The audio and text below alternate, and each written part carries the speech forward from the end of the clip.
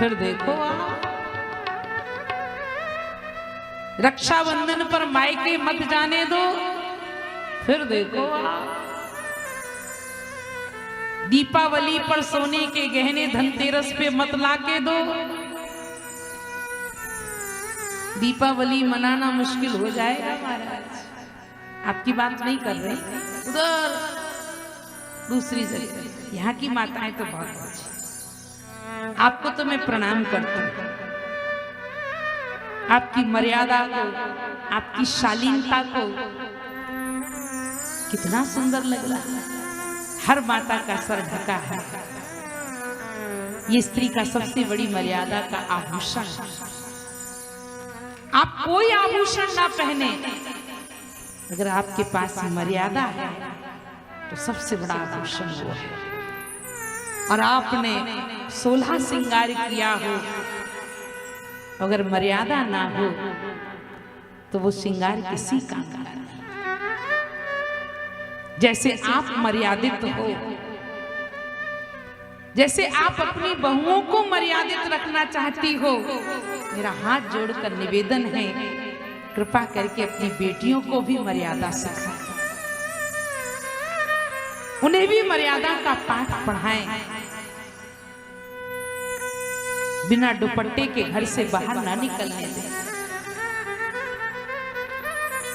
बेटियां भी मर्यादा में अच्छी लगती हैं। जीन्स पैंट भले पहने पर मर्यादा का ध्यान जरूर रखें। स्त्री का माथा खुला नहीं होना चाहिए और स्त्री के बाल भी खुले नहीं होना चाहिए।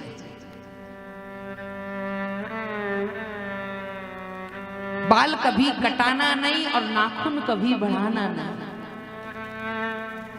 रामायण में एक पात्रा है जो भगवान से विवाह, आपको नाम याद है, श्रीमती सुपना देवी, सुपनखा। फिर उसकी क्या दुर्गति हुई थी, जिसके नाखून सूप की तरह, उसका नाम। बहुत जरूरी है बेटियों को, हम चाहते हैं कि घर में जो बहू आए बहुत सारा दहेज लाए, बहुत सारा पैसा लाए, और सबकी इच्छा होती है कि जब बहू घर में आए तो कार जरूर लेकर आए।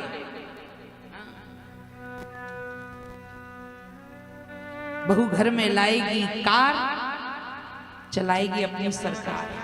हमारा बाप ने दी। एक बात मैं आपसे निवेदन करूं, जो बहू आपके घर में आए वो कार भले ना लेकर आए। आपके घर में कार वाली बहू भले ना आए, और एक जरूर याद रखना कि संस्कार लेकर के बहू घर में आए, भले कार लेकर ना। और वो संस्कार आप अपनी बेटियों को देंगे, तभी ये पराए घर जाकर बहू जाएंगी, बनकर जाएंगी तो संस्कारवान बनकर। बहुत बहुत अच्छी मर्यादा है। मतलब की दुनिया सारी ये मात पिता और नारी,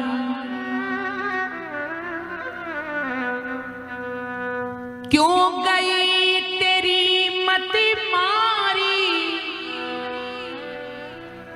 जब चलेगी तेरी सवारी,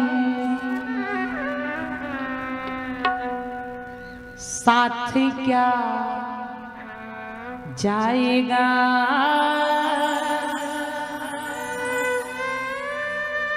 ये झूठा है संसार, धोखा खाएगा।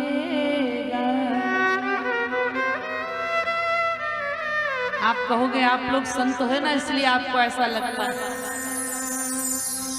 ये संसार बहुत अच्छा है, ये परिवार बहुत अच्छा है। एक महात्मा के पास एक शिष्य नित्य जाता था। एक दिन नहीं गया, 12 महीने जाने वाला शिष्य बरसात गर्मी धूप जो भी ठंड जो भी पड़े जरूर जाता। 365 दिन की सेवा। एक दिन नहीं गए, गुरुजी घबरा गए, चेला नहीं आया, क्या बात। गुरुजी ने देखा और कहा कि आज चेला नहीं आया। गुरुजी ने दूसरे दिन पहुंचा, बेटा कल तुम नहीं आए। चेला बोला गुरुजी क्या बताएं, लाना नहीं हो पाया। क्यों?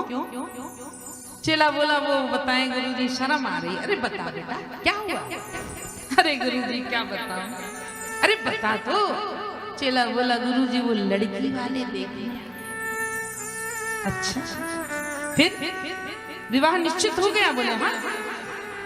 गुरुजी बोले चलो बेटा, गए हमसे। 2-4 महीने बाद फिर नहीं आया। बेटा कल फिर नहीं आए? बोले गुरुजी आपके आशीर्वाद से हो गया। क्या विवाह हो गया? बोले हाँ। तो गए बेटा माता पिता से। 1-2 वर्ष बाद फिर एक दिन नहीं आया। बेटा आज नहीं आए? बोले गुरुजी आपकी कृपा से बालक हो गया। हो गया? बोले हाँ। तो फिर बेटा गए अपने से। लड़के ने कहा जो जो हमने खबर दी, आपने कहा कि हमने कहा विवाह निश्चित, तो आपने कहा हमसे गए। हमने कहा विवाह हो गया तो बोले माता पिता से गए। हमने कहा पुत्र हो गया तो बोले अपने से भी गए। कैसे गुरुजी? गुरुजी बोले विवाह हो गया हमसे गए माने अब तुम साधु तो बनोगे नहीं, तो हमसे गए। विवाह हो गया तो फिर माता पिता से ज्यादा परिवार की चिंता होगी, तो अब माता पिता से भी गए। और बेटा हो गया तो फिर तो अपने से भी चले गए। अब तो घर में 1 गिलास दूध होगा, पत्नी कहेगी आप पी लो, तो कहेंगे नहीं नहीं, नहीं मुन्ने को पिला दो, मुन्ने। महात्मा ने कहा बेटा सब दुनिया बेकार है। बोले ना ना महाराज जी, मेरी पत्नी मेरी माँ मुझे बहुत स्नेह करती, बहुत सम्मान देती है पत्नी। अच्छा चलो देख लेते। महात्मा बोले इधर आओ, एक आसन बता रहा हूं, ये आसन लगा करके तुम सो जाना, पता चल जाएगा। इसका नाम है शवासन। कौन तुमसे कितना प्रेम करता है। लड़का घर गया, शवासन लगा के सो गया। सुबह से शाम हो गई, जगे ही नहीं। मां ने जगाया, जगाने गई तो नाड़ी बंद, आंख। मां बेचारी घबरा गई। पत्नी मां चिल्लाई तो पत्नी दौड़ी आई, पिता दौड़े आए, और सिर तीनों रोने लगे तो मोहल्ले के लोग दौड़कर आ गए। अरे राम राम, यू कहीं हुई हो।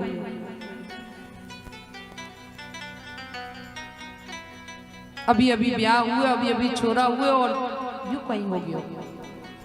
आपस में लोग बात कर। जब किसी को कुछ समझ में नहीं आया तो किसी ने कहा वो कुटी वाले बाबा को बुलाओ, उनका चेले को क्या हो गया वो इस बता सकते।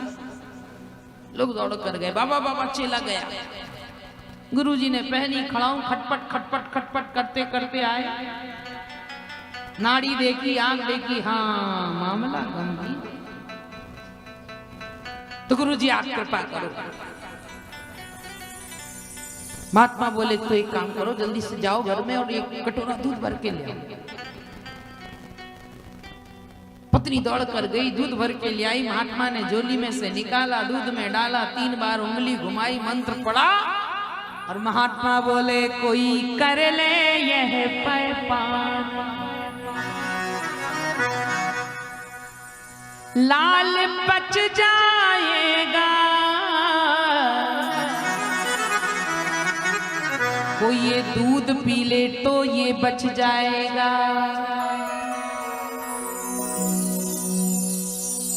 और सब लोग श्रेय लेना चाहते थे कि हम पी लें, तो कहने हमने तुम्हें बचा लिया। ला ला ला दूध। बाबा बोले सुन तो लो, जो ये दूध पिएगा तो लाल तो बच जाएगा, पर दूध पीने वाला।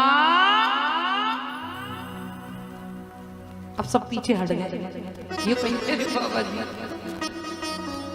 माँ से कहा तुम बहुत रो रही हो, लो तुम पी लो, हो गया।